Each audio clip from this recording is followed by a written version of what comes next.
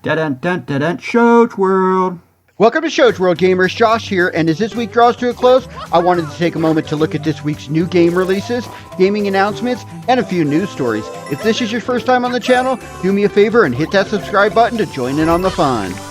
Alright gamers, as always, we will start off with this week's new game releases. Now, Final Fantasy XVI released this week exclusively on the PS5. This release takes the franchise in a whole new direction in gameplay mechanics, ditching the traditional turn-based RPG style for a full action RPG style.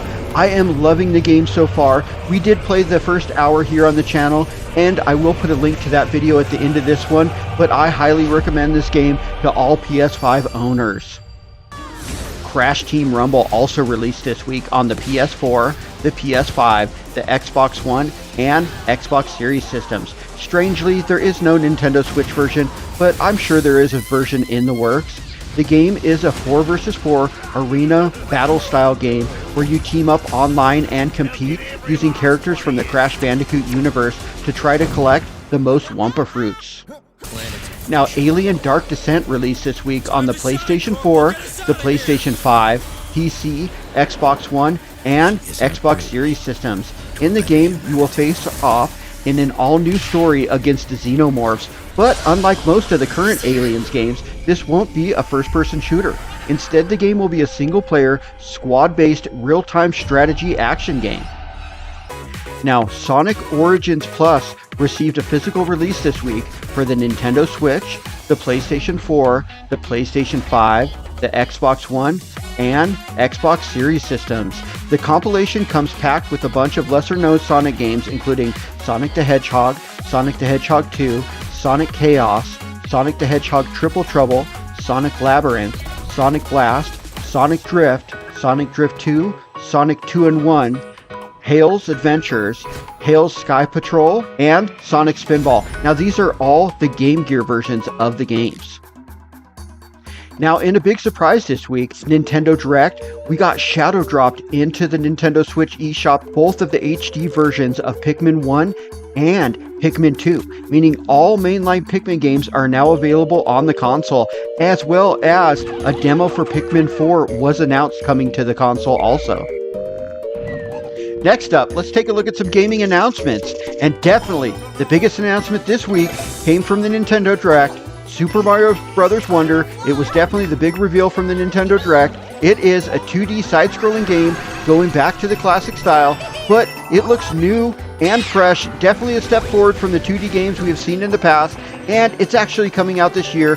We will get this game on October 20th. I can't wait to play it. It's definitely going to be a game I'm going to spend a lot of time with later this year. Definitely Super Mario Bros. Wonder, day one pickup for us. Also, Super Mario RPG Remake is a remake of the Super Nintendo game that was made by Squaresoft in collaboration with Nintendo. The original game was a lot of fun, but it has definitely aged rough, so I feel this is a much needed remake, and it will release this year also on November 17th. Detective Pikachu Returns, the sequel to the 3DS game which inspired the hit theatrical movie, was announced for the Switch at the Nintendo Direct. The game is coming out on October 6th, and it's definitely going to take some time to get used to the voice acting for Detective Pikachu in this iteration. This is another game I'm definitely going to be playing this year.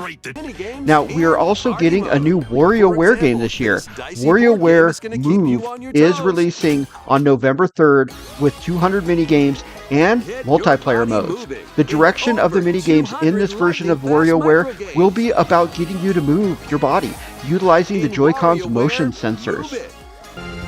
Ugly was revealed this week, coming from Graffiti Games and developer Team Ugly for the Nintendo Switch as well as PC. The game is a single-player, side-scrolling puzzle platformer that is scheduled to release sometime in 2023. Alright gamers, let's finish up with a few news stories from this week in gaming. Now, the big June Nintendo Direct we thought wasn't coming this year was announced and then happened a mere 24 hours later. The showcase was Mario heavy, teasing stuff like a future Peach game, a remake of Luigi's Mansion Dark Moon, and stuff we already discussed earlier. Nintendo showed a ton of games in the showcase. I did do a top 5 reveal countdown, short, which I will link at the end of this video. Now, on the heels of the huge hit Super Nintendo World Theme Park Land opening earlier this year in Universal Studios Hollywood Theme Park, many have speculated what would be the next big gaming crossover, and we found out as PlayStation hit survival horror game The Last of Us will be added to the park's Halloween Horror Nights with its own special themed haunted house walkthrough attraction for the Halloween season this year.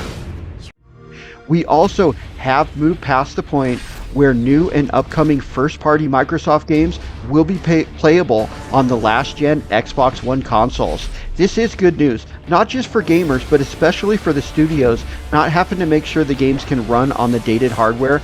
Now they can put those resources into making software that can truly utilize the power of the current-gen series systems. Now, Sega announced a Sonic Central showcase taking place earlier today. This video will have been recorded before the event, but I definitely will be tuning in with hopes of seeing some more info on Sonic Superstars, maybe even some info on the third Sonic movie, and who knows what else. Now, in some news that has a lot of people really kind of freaking out, Microsoft is raising prices. Console prices are raising in a few countries, though it's not changing in the United States or Japan. Game Pass is raising $1 a month for consoles and staying the same price for PC. I'm not really too surprised here. It's always disappointing when prices rise, but until that bubble bursts with game development costs just skyrocketing, I think this is just the beginning across the industry. Alright gamers, that concludes this week in review for the week ending on June 23rd. The week started with word of The Last of Us coming to Universal Studios Hollywood. Then, Nintendo Direct rumors finally came to fruition, and we got our big June Nintendo showcase. And the week ended with us jumping into the next big iteration of one of gaming's most storied franchises as we entered the world of Final Fantasy XVI. But, let me know anything we may have missed in the comments, and thanks for joining us today, gamers. Shoach World, out.